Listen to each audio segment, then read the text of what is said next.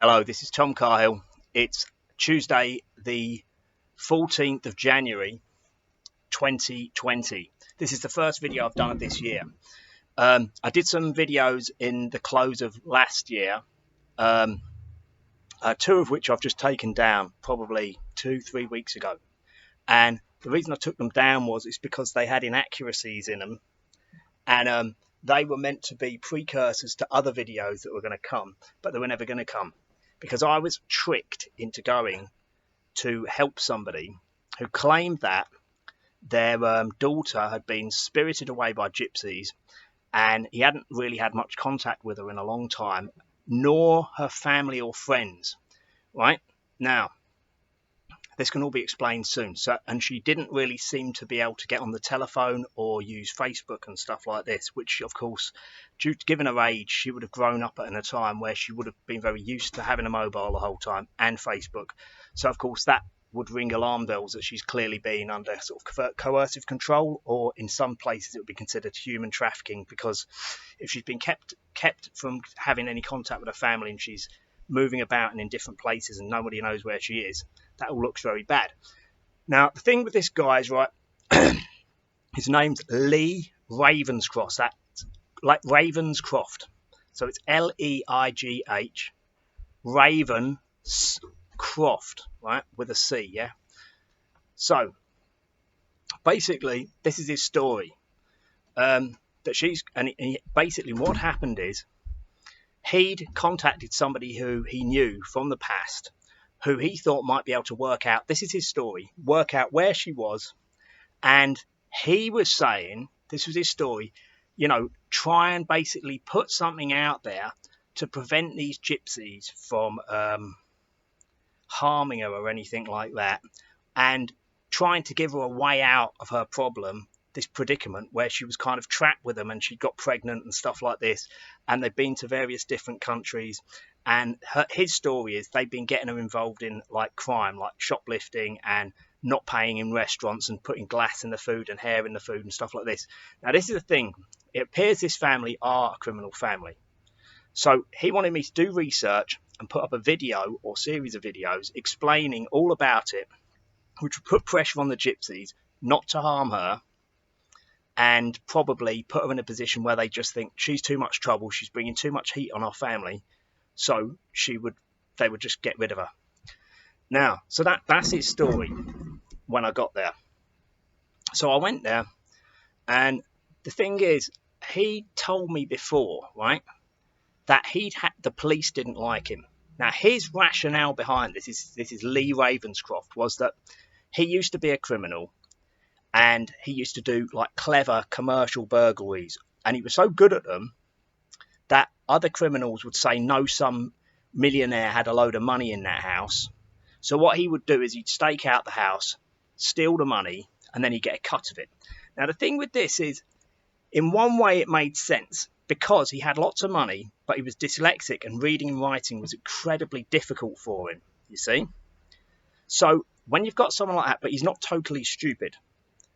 But the thing is that what he does is, he's not really clever either, but there's certain things he knows about. And what he does is he kind of, like a magpie, steals other people's stories, right? So let's say someone told you about something they'd done. He clearly has just stolen the story and replaced my friend did this, or this person I heard about did this, with I did this. Now, I've caught on to the fact he was doing that quite early on. But at the same time, you've got to remember that he's asked me for help. Just because he's a bullshitter doesn't mean I'm going to say, right, fuck it, I'm not going to help you anymore. Yeah. Now, he'd wanted me to go there for like 2 weeks or something like that. And then when I got there, this is the thing. So anyway, this woman called Tracy Morris, who's Irish, had put up a video following a month of telling these gypsies, listen, you've got to give her access to her family, because she'd tracked them down and found where they were and had spoken to them on the phone, and said, if you don't give access to her family, if you're keeping her from having anything to do with the family, we're gonna have to do a video exposing you. And as a result of that, that she was hoping that this pressure would sort of basically make them start letting her have access. But this didn't work. But instead, so she put the video up. The video's not entirely accurate. But the whole point with this story is, as you'll discover, it's not that the video had lots of like incorrect things in it. It's more like due to her making things up. She'd been lied to and used, you see, and she's still being used, by the way. And her name's Tracy Morris, right? Double R in Morris. And the thing was that what she did, so she made this video, and as a result of this video, what the gypsies did instead was they got a video of the girl basically explaining that video, she put a video up explaining, it was a very short video. Tracy Morris's video was all jumbled up. Tracy Morris is very jumbled up. I do believe she means well, but she's a fantasist. She's highly unreliable, and she's very, very gullible. And she's also got a kind of like, not a hair fuse, but like once she's invested in something, she won't drop it, even when it makes her look bad. And from what I've been reliably informed, this has got her in lots of problems in the past. Lots and lots of problems. Because she's believed people who are like paedophiles who are saying the government's just setting them up because they've taken their children. Now, because the state's tried to take her children lots of times, mainly because she's a fantasist, she talks load of rubbish, and they basically think, God, she's a jumbled up idiot and she talks load of rubbish. You know, and then the most latest one, I can't remember the names, it's not important. She believed some story of some woman who'd been,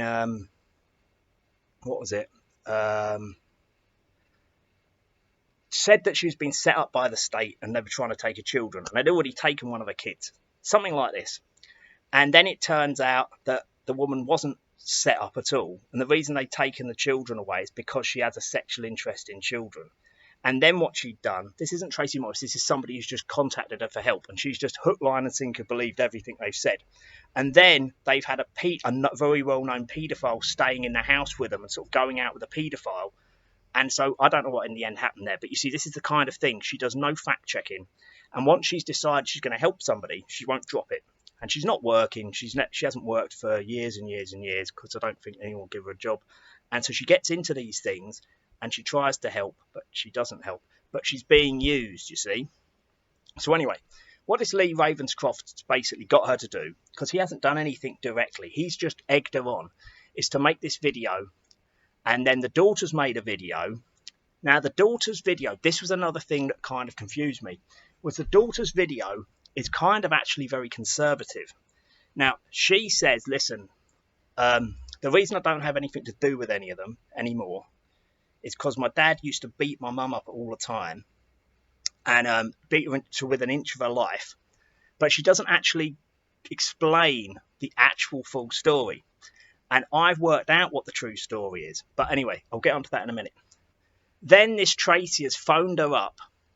I believe Tracy's phoned her up. But either way, the phone call is being recorded by someone recording this daughter of Leigh's on the phone, talking. And this Tracy's just rambling on, using a lot of bad language, shouting, ranting, just not really helping anything. But she's very angry, and again, it just shows how invested in this whole crusade she's got of herself involved with. Right, now, what's happened is, Leigh said to me, he said, listen, come over and try and sort this problem out. Research the family, this gypsy family, find out about them. And at this point, other people have said, look, they're not actually gypsies, they're half gypsies. So even though they go in caravans and stuff like that, they're not considered by the other gypsies to be gypsies. But the thing is, he claims there's a lot of stuff to this story, right, which I'm not going to go into. I might do it at a later date, but it's not actually important. It is important, but you know, like, there's only so much that will stick in your head, because this was actually quite a long process of getting to know what the story was.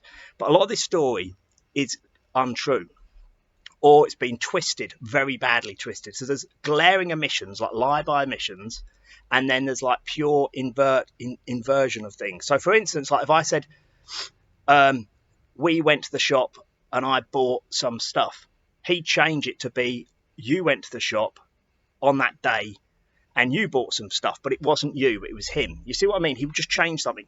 Now, he told me this story. One of the things that got him over there, he said, look, I can't get any help from the police, largely because we can't find out where they are, but the police just don't like me. And it's because I used to do these clever commercial burglaries, and I used to own loads of nightclubs and stuff in Nottingham.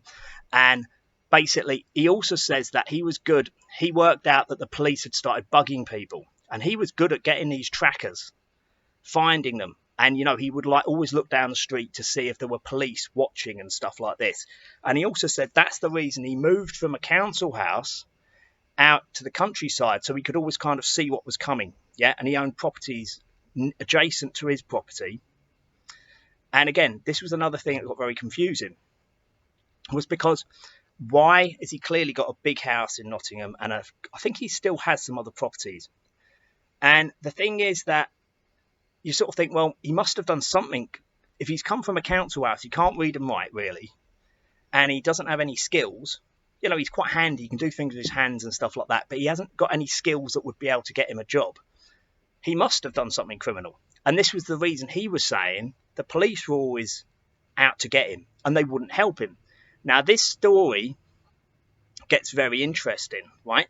Because he then says, he told me this before I went. He says, look, the police are so anti-me, he says, that even when my ex-wife wasn't living, not ex-wife, ex-girlfriend, the mother of his 2 children, grown-up children now, even when she'd left, they'd separated, and she was living somewhere else, they had an incident with the neighbours where the neighbours were in the garden drinking next door, and they told them to keep the noise down or something, and they were throwing bottles at them. They started throwing bottles at them and told them to fuck off.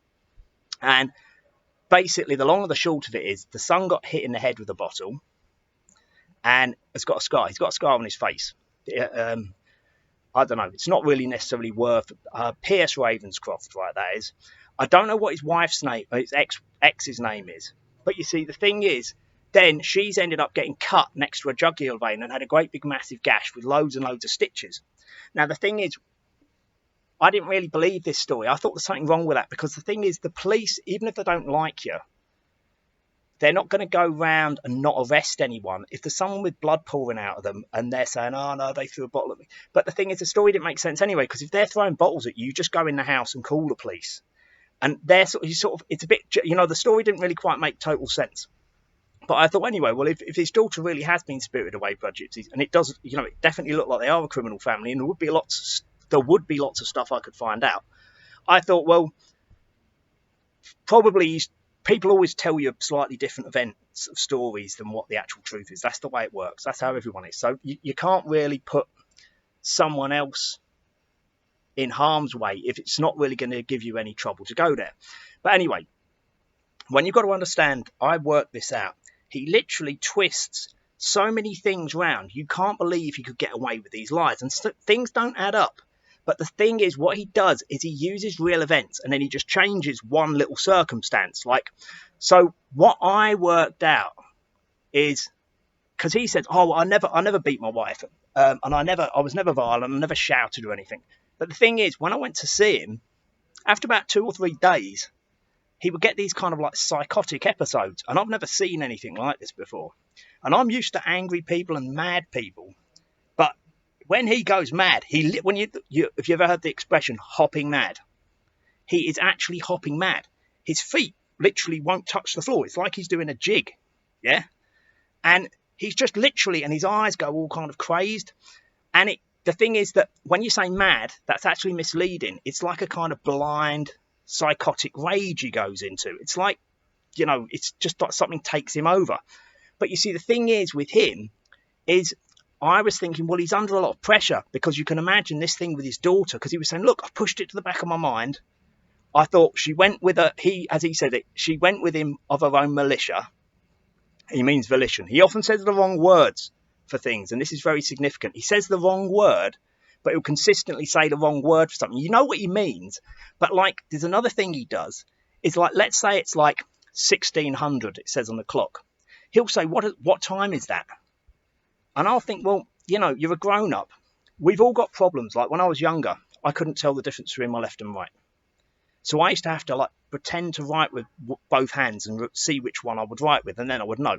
And eventually it just sunk in. I could kind of do it without even doing that. But that took years to do. You find a workaround, you know? And of course, a lot of people are very unsympathetic to it. Like when I was doing my cycle proficiency test, they said, well, why don't we write left and right in your hand? And said, put your hands out. And they wrote it on the palms of my hands. So you've got to understand that the retardism of lots of people is such that not only are they totally unsympathetic to problems like that, they actually show the retardism. Like you're obviously holding the handlebars, so you wouldn't be wanting a little kid to be looking at the insides of their hands to see that you'd written left or right on it. Anyway, moving on. So he's got some kind of problem where he literally seems to believe some of the stuff he said.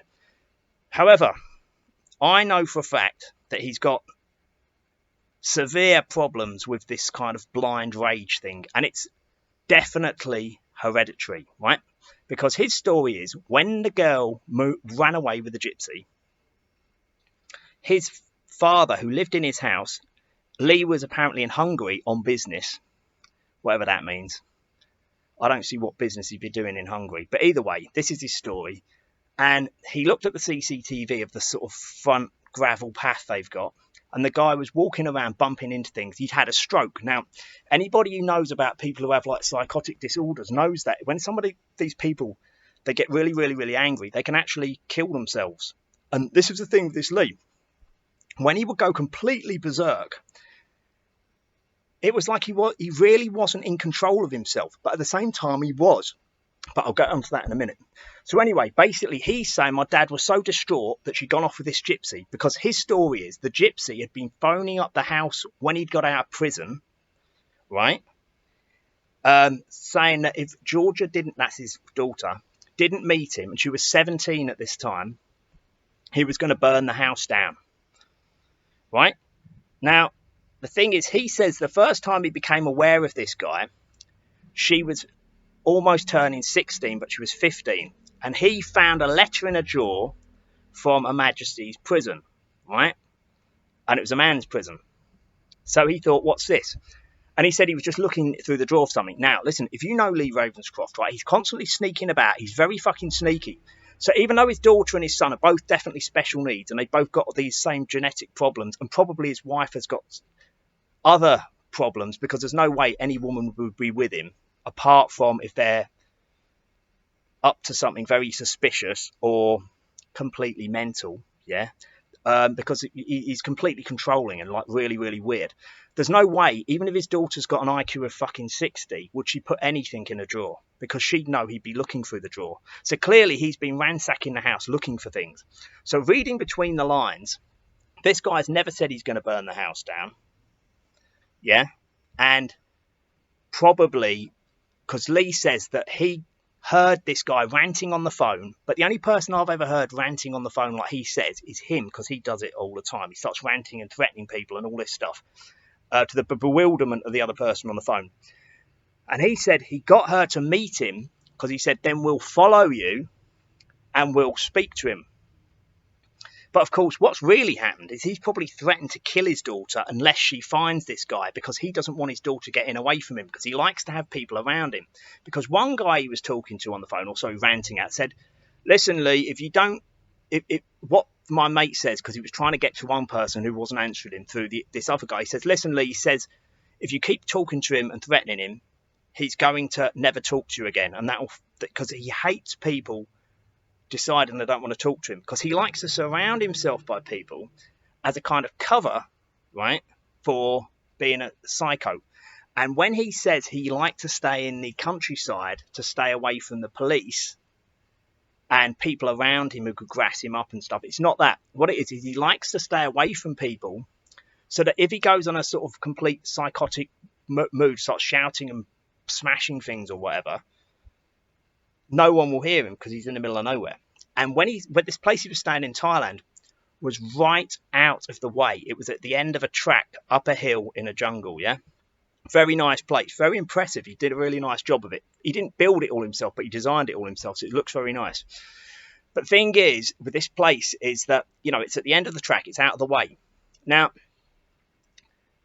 he's clearly living there because he can't control himself. But the thing is, he actually can sometimes. Because just before I left, the day before I left, he's living with this woman. Now, I can tell this woman completely hates him. Do you know when you ever see that thing? Because whenever she looks, she would never, she can speak English, right? But she would never talk to me. She's a Thai, yeah? She's about the same age as me. But she would never actually say anything to me apart from like bye-bye, hello, stuff like that. But she can speak English, right? Now, the other thing is these psychotic rages, they're not just happening a little bit, they're happening all the time. And again, they're so off the wall and weird that you're worried. If you saw him, you'd be thinking, wow, that's amazing. I've never seen anything like this before. You'd be bewildered. But at the same time, you're very concerned that he might literally have a heart attack and drop dead on the floor because he gets so worked up. And the other thing is, he sleeps more than a newborn baby sleeps. So like, he goes to bed at varying times, but then he'll be asleep for hours and hours and hours. So he never gets out of bed before 11 o'clock. 10:30 the very earliest. Now, most people in Thailand get up early and just have a little bit of a nap in the day when it's really hot or something like that, if they're tired. So it's not frowned upon to have a little sleep in the day, but when the sun comes up, you generally get up then. You know, so you might even get up at 5 o'clock in the morning and you might have gone to bed at 2 o'clock. You know, it's not rare at all in Thailand because your body gets used to the fact that you're not going to be up all through the entire day. So you don't generally sleep in. Or if you do, it's only because you stayed up really late. You know, like you might have gone to bed at 6 o'clock in the morning. Anyway, moving forward, just before I left, he went completely berserk at her and he started running at her with his fist like this, yeah? And because he almost got at her. And then he just stopped like on a cartoon, like on a Roadrunner cartoon, before they fall off the cliff. And this was over, do you know, like an extension lead for a grinder, because he was... What was he? I forget what he was cutting now. He was cutting bits of wood as a kind of edging around some decking. But the thing is, so what happened is he'd shouted out. He'd said, "Po, plug the adapter in," and he'd sort of put it through the door of this little cabin thing. And she was washing the dishes, and she didn't do it immediately. So he started shouting. I said, "Listen, she's doing the dishes. Her hands are wet. You know, it's electric." And he had to like put it behind the fridge where the adapter was. And what she's done, when she's washed her hands, she's plugged it in and switched the switch, but she's switched it off rather than on. And so it hasn't worked. All of a sudden, he's gone completely mad. And he's shouting at the top of his voice. And as she comes out, she says, what's the problem? And he runs her and he's going to hit her. And she turns around like that. So he's clearly hit her before, yeah? Lots of times, I'd imagine. I never saw any marks on her. But the thing is, then he stopped because he realised I'd seen him. And I think at this point, you've got to understand, if I rewind through the story, you'll understand. He got the clue that I was just watching him to see what the fuck. I was bewildered by the whole thing. And I've got this kind of, possibly it's a problem, possibly not, it depends. But I've got this issue that I'm kind of very curious about things. And I realised he was lying about everything. But I hadn't kind of worked out what actually had happened. Now, I'd worked out very quickly that this story about the next door neighbours throwing bottles and his wife getting a big cut like that from a bottle and his son getting hit in the head by a bottle, because if they were throwing stuff, you just go back in the house. Also, how on earth are you going to throw a bottle, even if it's broken, and cut someone like that? What's happened is he's got this real hatred of people drinking. And the reason is, he says, because I used to have loads of nightclubs and pissheads are always trouble. This is not the reason. It's because when people are drunk, they just tell him to fuck off, because he's not very big and he literally could not. Well, what does he say? He always says about other people, he says it a lot. He says they couldn't peel the top off a rice pudding. But the truth is, yeah, the guy really couldn't fight his way out of a bag of crisps. He definitely couldn't beat a normal grown man in a fight. Like, his shoes are like size 4 or something like that. They're really small, because I kept seeing them thinking, oh, they're children's shoes. And he's very slight. So he's a bit shorter than me. I'm 5'6". He's a bit shorter, but he's very slight. And also, you've got to remember, when he goes into these rages, his feet don't touch the floor. So even if he was to, like, hit you with a plank of wood, he'd probably fall over. That's how bad it is, you know? But he definitely couldn't beat you in a fight, because you just grab him and snap him like a chicken or hit him once, and he'd just fall on the floor and that'd be it. But you've got to remember, he's a complete psycho. So if you were to do that, as soon as he got up, he'd be trying to hit you with a fucking axe or something. He is a psycho. But again, like I said, these people who've allegedly got no impulse control, generally speaking, they have got impulse control. They just enjoy abusing the fact that people will back down and go, all right, just cut it out, right? And okay, then we'll do that then. It's just his way of getting his own way. But you see, this video his daughter has made is saying, I had to get away from my father. He's completely mad. But she never said anything about him bottling the son and stabbing the wife in the throat. But I knew he had, yeah? And it was just about this time he started to work this. He obviously realised, you know, you can't get away with this lying forever. And the other problem was, remember, he had said, I want you to do a video which is going to get my daughter back. And of course, so it doesn't really matter how difficult he was. I was committed to doing this. But 2 months later, right, and I'll explain why I was there 2 months, he's still going, no, what you've got to do a video about is these people who've got onto this video this Georgia's made, and also the other video where she's arguing with Tracy Morris. And he wants these basically terrorised off the internet. That's what he wants to do. But then he's sort of saying, you've also got to do a video about the Hoaxstead people. Hoaxstead's a website that was, anyway, people who know, but you can look it up, Hoaxstead Research. And you've also got to do a video about this woman called Angela Paradis. And I'm saying, why are you interested in that? That's not important. It's just tittle-tattle. No one with any brains listens to those freaks. And he would go really, really angry when you say that. And I'm thinking, hang on a minute. We've got loads of evidence here because your daughter was in Canada living with him. And apparently, again, it gets a bit confusing because you never really know what's true and not. But someone told me, Tracy Morris said that she was on the domestic violence thing there, watch list or whatever, because she got beaten up and went to hospital or something like this. But again, it could all be made up but the thing is, Tracy's picked this up from somewhere. So it could only really have been him. But he said, no, nothing happened in Canada. It was when she had her first child in England that the guy beat her up afterwards. This is the story. This is his story. And she was on the domestic violence watch list here. In England. So anyway, we don't know if this is true or not. When you look back at it, I'll piece it all together in good time. But this is just a story. But I thought then, well, this is really weird. Because why would I know that she was on the domestic or allegedly on the domestic violence thing in Canada without somebody telling me? You know, someone's obviously told me, and people don't just make things like that up. Maybe he would, but he was saying, no, she wasn't. And he generally believed that. And then it started realising this guy does not give a fuck about his daughter coming back. All he cares about is that these people are talking about him. But I didn't really know why. And at that point, I had a suspicion. Oh, well, I knew for a fact that he definitely beat his wife. And he probably beats his children up. And then I started realising these children are a little bit special needs. They're not really the full shilling. Because he would always say, no, they're as sharp as a tack. No, you can't pull the wool over their eyes. But they've been taken out of school and put in special sort of, you know, these kind of one-on-one education units.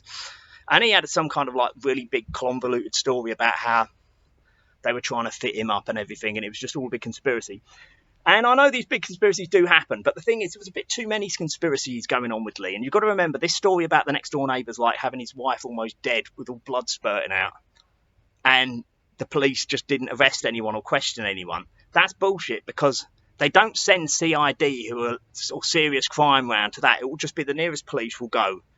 And they would, before anybody knows it, everybody probably if the son wasn't knocked out, they'd have probably arrested the son, thinking he might have done it. Do you know what I mean? Everyone would have got arrested. No one would be going anywhere. There'd have been 15 police there or whatever, depending on how many neighbours there'd been. So reading between the lines, they've been having a drink in the garden, maybe with the neighbours, and he's gone round there and bottled them. And this is why he can't go back to England. Now, the other thing is, he kind of said something really odd. Because, you know, when you're listening to a story, you don't keep stopping something. You listen to the story and then you just kind of take it and then you kind of let it absorb. And they're telling you lots of stuff, but then eventually it absorbs in. He was telling me about how one time his ex was, but he didn't, at the time I didn't really work out the timing of this. Basically, he'd got sent to prison because he'd tracked his ex into a field where she'd been meeting with someone from work, a man from work. But at the time, I just assumed she must have been living with him. But of course, you know, because you think, well, obviously she's his ex now because they're not together. But of course, then you realise, no, at that time, she was actually living in a different house. So they were separated. But he said, no, I put a tracker on the car because I didn't know what she was up to. I knew she was up to something, but I didn't know what she's up to. So he said because he said he had access to these police trackers because he was very good at getting the police trackers, because they were constantly putting him in his criminal friends' houses and stuff, and he was very good at finding them. And they got one of these scanners where you can go around scanning and getting the trackers. And he said he had loads of them. He said the police never asked for them back. Now, that's probably true that the police never asked them back, but there's no way he's got the brains to do any of this stuff, right?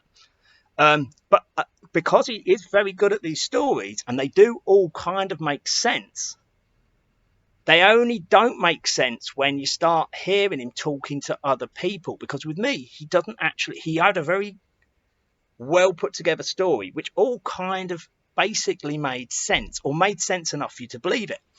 And there was another thing he did, is when he would talk to people, he had people he'd been recording when he phoned them up. And they'd be saying, oh, well, it's terrible, this thing about the daughter. And they'd be saying, yeah, well, 1 or 2 people she contacted and she would tell things to, but it would always be from like a fake Facebook account and stuff like this. And at one time, for instance, about 18 months ago, she'd been in Canada, and it was in April of 2018, and she'd basically asked her auntie to pay for her tickets to get home because she'd been beaten up or something. This is his story. And there's a picture of Black Eye, I think it was on the 15th. Then she got the flights on the 17th, and then she come back and landed in England on the 18th and got picked up. And she was picked up by the airport by someone called Craig Crawford, who's another of these Freeman and Lantards' sons of Tom Crawford. Now, Tom Crawford and Leigh are definitely linked, and Leigh had let him stay in a caravan in his garden. Again, Leigh has let a lot of people stay with him, and Tracy Morris he let stay with him because somebody else, I forget his name, basically from Nottingham, had been, I don't exactly know what the deal was, but Tracy Morris had been allegedly helping him out with something. And he asked Leigh, because he knew Leigh, he said, can she stay in the granny flat you've got in the grounds of your massive, great big sort of mansion-like house, which he has got. Yeah, he has definitely got this. I've seen videos and stuff in there. So what's happened is lots of these bits of this story are so weird, because you're thinking, well, he clearly has got a great big house. I've seen it. I've even seen people go round to his house and show him on the video phone going, what the fuck, look, there's dog shit all over the place, because somebody's paying him 350 quid a month to stay in his house. And he's got a great big fucking massive house. Fair enough, it's in Nottingham, so it's not worth millions, but it's worth a damn sight lot more than 350 quid. Then, when I was working out, he can't go back to England. He definitely can't go back to England. But anyway, so the point is, I basically decided at some stage, especially when I saw him go for this woman, the next day, in the morning, we were driving back from going out somewhere. I forget where we'd gone. We went somewhere, but it's just me and him in the car.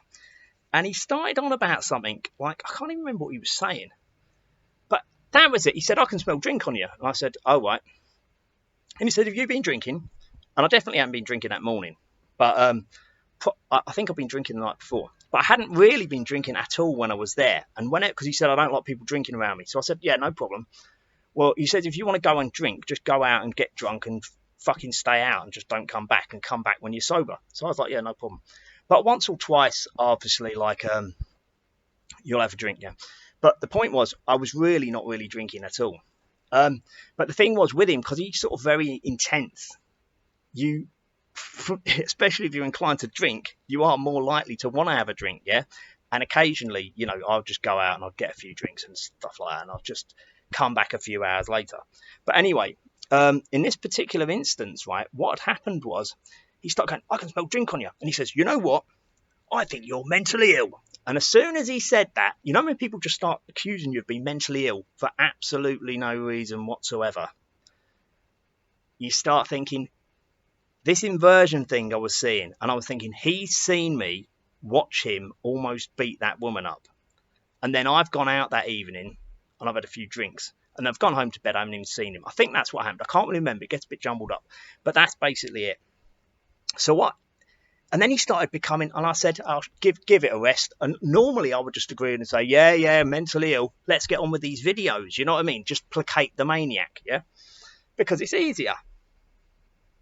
But the thing is, he started going really fucking angry because I sort of said, no, just give it a rest. Shut up. I'm not interested, right? I've had enough of you anyway. And he got really, really angry. He was fucking shaking, and he wasn't holding onto the steering wheel of the car. Now, I'll take a little bit of a digression. About 3 or 4 days before that, maybe a week before, I've been looking in his car for something. I think it was the tape measure. And you know the central console, he's got a Ford Ranger. More about that in a minute. They have like two central consoles. You've got the driver's side here, then here you've got one thing you can lift up, and then you've got one actually behind you. But I sort of looked in the first one, looked in the second one, and I saw this thing, and I've never seen one before. It's like a British passport, but instead of having like a red cover, a maroon cover, it's got a cardboard cover and then black printed, royal crest on it. And I just shut the thing and I said, oh, yeah, I couldn't find a tape measure. Yeah, I saw that thing. What's that thing in your car? It looks like a passport, but it isn't. I said, is that an emergency travel document? And he goes, it's not mine. And I thought, that's not the correct answer. Why have you got... Because I never looked in it. I just saw it. I just asked him anyway. And I said, oh, right. Yeah. And I just thought, you never say that. Because I know that sometimes you give an answer and you qualify it too much, which proves you're lying. But if you've got a British passport in your car that has no business doing there, you'd probably volunteer some information, like you say, yeah, well, that's Dave's passport or something like that. But he didn't need it because then he went and got another one. Because I know these ETDs, you can get them in a day. But criminals like them because you can forge them more easily, because ones that you can get in a day rather than a month in an emergency in another country, they're easier to forge. Now, one other thing, because we're going to go back and we're going to explain this. One day, somebody was talking to this Poe on the phone. This is the woman he's living with who hates him, yeah? And she said something or whatever. Or he got her to phone this lawyer. Because he was trying to he's got one company there, but he wanted to set up another company to put this latest development in, right? Because he's got a place called Bamboo Bay. And that's done quite well. And it's just a load of bungalows near the coast. But this new thing he's doing is called Bamboo Treehouse. And it's really good. And you can find it on Facebook, right? And I set all that up for him, you know. But the thing was, he's put that up there and he's trying to sort of separate the businesses, sort of firewall them. And this lawyer said something to basically, so he wanted to speak to the lawyer anyway. And he just was inquiring about something to do with the previous business, I think. I'll get a bit mixed up. But either way, there's two businesses that were at issue. And then this posted something like, something about the shareholding or something. She needs you to sign something or whatever. And it turns out that even though he's the company director, the shareholding that was meant to be, you be as foreigner, you'd be 49%. That's the maximum you could own. And then you get ties to be the other shareholders, right? And then somebody has basically switched these shareholdings out of their names into their names. So they've got more collective. And of course, if these are not your friends, they can just steal it off you. And so he's gone berserk in the car. Again, he was so shaking, he couldn't actually hold the steering wheel, which is kind of understandable in that circumstance. But you see, he would go off the wall like that all the time anyway. But so we drove to this lawyer's, and as soon as he went to the lawyer's, he starts behaving himself straight away, completely fine. And he comes out and he's like all calmed down. And I'm thinking they're completely fucking him over. Now, we have to rewind one more time. The first time I met him, I saw him once at a UK column meeting, and he was all bouncing about. I noticed him just looking back at it, because I was thinking, I've seen him before. And I saw him bouncing about because he was, and I remember now, because, you know, sometimes you remember things. It's not just me remembering something and then adding something to it.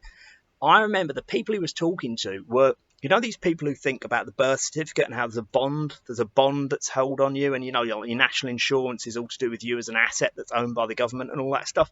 And these morons who all thought that they were going to be able to like reclaim their bond by saying, well, I don't consent to my... Now, he's way past that now. He doesn't believe any of that shit now. And he's very clever about certain aspects of the law. And that's a fact. But it's not because he's read up on it. It's because other people have told him. And he does, you know, he's got quite a good memory. So he does really remember stuff. And he's very good at remembering his lines, you've got to remember. But the thing is, if you started adding all this stuff up, he didn't want me to do a video on his daughter. Right? And I know for a fact, because he was showing me, he was bragging, yeah? He was bragging that he'd managed to get 2 guns. Now, of course, in Thailand, foreigners are not allowed to have guns. But Thais are allowed to have guns, right? And this Poe, he'd basically got them to put her in her name. Now, so what happens is, He's got these guns. I know he's got guns. And also, you know, he couldn't fight his way out. He could never beat a grown man, or most grown women. He couldn't actually beat in a fight. That's an absolute fucking fact, right? So what's happened is, I start thinking, and right when I first went there, I'd been there maybe 2 weeks, and we hadn't even done one video at this point, because he kept wanting me to read things for him on the internet and stuff, and I'm just placating him. But I wasn't really getting on with any of my stuff, like looking for jobs, which is the whole point of being in Thailand, looking for jobs on the internet and stuff like that. So I hadn't really got on to any of that, because he's just, even though he's sleeping all the time of the day when you can look for jobs, obviously because there's a 6 GMT plus 7, right? There's a big delay. So basically, when you've been up so long that you really want an afternoon nap sort of thing, he'd be jumping up and going, oh, let's do this stuff. But of course, you can't contact, or jobs in the Middle East, you can't contact them until a few hours after you've got up. And of course, when you've got daylight saving time, it changes, you know. So sometimes it's 6 hours, sometimes it's 7 hours. So the thing is, I'd be up and about. He had a dog. I'd take the dog for a walk, stuff like that in the morning. So I'd be up for hours, and then he'd get up. And then some days he didn't want to do anything. And then he started smoking marijuana, and he was a lot better when he was smoking marijuana. But the second the marijuana went off, he just went back into sort of his weird... It was actually a pleasure to be around when he was on marijuana. And most of the time, he is a pleasure to be around. But the problem is, he's got this psychosis thing. So he's completely psychotic. And as soon as he's always thinking, and he's always like, you know, you can tell he's very, very interested in trying to suss out what you're thinking and all that. And of course, with someone like me, I know that I'm going to work it out anyway. So I don't really have to think about it too much. But anyway... So I'm in the car with him. Sorry, that was it. Back at that time, this must have been 2 weeks in, he said his mate was going to stay with him. His mate's called Stuart something, and I'll get back to that in a little bit. But his mate was going to come to stay with him, and he had the phone on speakerphone, and his mate said he has a slightly Birmingham accent, even though he's from Nottingham, because he does some business in, and I think this guy is a criminal, but this is the thing, I don't quite know what he does, but I do think he's definitely a criminal. But what he was doing is he was going, yeah, so how long's that bloke staying? And he sort of said bloke in a very sort of nasty way. So clearly this Leigh's been slagging me off before we've even done a single video, yeah? Because, of course, he didn't like the fact that I kept saying, when are we going to do the video about your daughter? And it's 2 weeks in, and I was only meant to be there for 2 weeks. And he was meant to pay all my expenses to get there, and all that kind of stuff. When he got there, he didn't really have any money, and it's clear he didn't have any money because he was going and getting Western Union off friends of his and stuff. So he didn't have any money, and I was like, fucking hell, like whatever. But and you know, because the way it works is through Booking.com, they don't always give you your money when you think you're going to get your money. So sometimes you might have a grand owed to you, but you don't get it, you know, straight away, and you have to wait 2 or 3 weeks to get it. This is what it seems to be happening. So anyway. But the other thing is his mate was going to go and stay with him. And he was going to stay with him in this bamboo treehouse. Now, this bamboo treehouse is infinitely superior in terms of the looks of it and the location than this shithole Bamboo Bay, which is still, we'd stay in it, but comparison. So look up Bamboo Treehouse and then look up Bamboo Bay, Koh Phangan. Both of them are Koh Phangan. Bamboo Treehouse is really, really, really fancy and really nice. It's got a swimming pool and all that stuff. The other place is sort of just a bit of a shithole, really. By comparison, it's not nothing to look at. It's just a few sort of straw huts with like glass windows on them and stuff. But it doesn't look bad, but it's nothing by comparison. But he kept telling me stories about how, when people come, they always want to stay in. He said, anyone can stay. And when he's talking to someone on the phone, he's trying to get him to help him with something. He'll be saying, you come and stay with me anytime. It'll be free. Just get your ticket and I'll look after everything. I'll come and pick you up. No problem. You can stay here for free. But the thing is, all of these friends of his, yeah, all of them had stayed in Bamboo Bay, yeah, which is the business, not with him, because they all know he's mental, clearly. I don't think they know the whole extent of it, but they clearly realise he's too intense to be around that. Let's just leave it at that. But one guy, I forget who it was, so I won't name him, because it could have been one of 2 people. And he said, what, you've been staying with him for 2 months? I mean, I like him and everything, but how the fuck can you stay with Leigh for 2 months? And he was very sort of concerned. And I was thinking, well, you see what I mean? This is people who are saying they like him and they're willing to help him. And he said, listen, the reason I don't want to do a video for him is because if I say anything wrong, I'm not there. I'm not listening. He's not over my shoulder talking to me. I could say something wrong, and he said, I'll get it in the neck. That was the exact expression he used. If I say something wrong, and it sort of jeopardizes his sort of aims and objectives. Now, this guy clearly doesn't know him as well as he thinks he does, because he's quite good at keeping people on side. So most people don't know he's completely mental, right? Because, of course, he actually can control his temper almost all of the time. He just chooses. When he goes completely mad, right, you're thinking he's going to drop down dead. So if he tells you to do something or whatever, you're not going to go,